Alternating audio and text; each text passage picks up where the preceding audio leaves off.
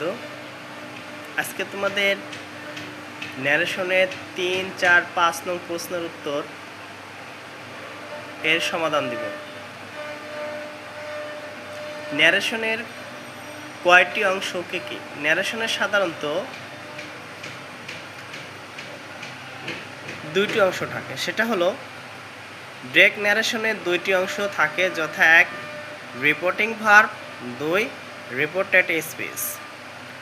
যেমন she said to me, comma inverted comma I am happy inverted comma শেষ। এখানে he said to me প্রথম অংশ, reported verb I am happy দ্বিতীয় অংশ, রিপোর্টেড স্পিচ। এবার আমরা আসি রিপোর্টেড স্পিচ কাকে বলে।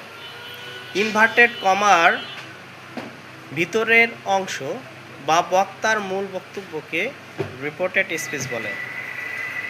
যেমন he said to me, comma inverted comma I am happy. এখানে হি সেড টু মি এটি শুরু হয়েছে যে ভার্ব দিয়ে, সেটা হচ্ছে রিপোর্টিং ভার্ব।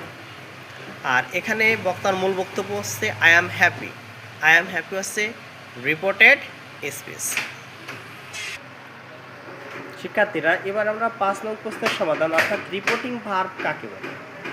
রিপোর্টিং ভার্ব বক্তা যে ভার্ব দিয়ে প্রথমে তার বক্তব্য শুরু করে তাকে রিপোর্টিং ভার্ব বলে। অর্থাৎ ইনভার্টেড কমার বাইরের অংশের ভার্বটি হলো রিপোর্টিং ভার্ব।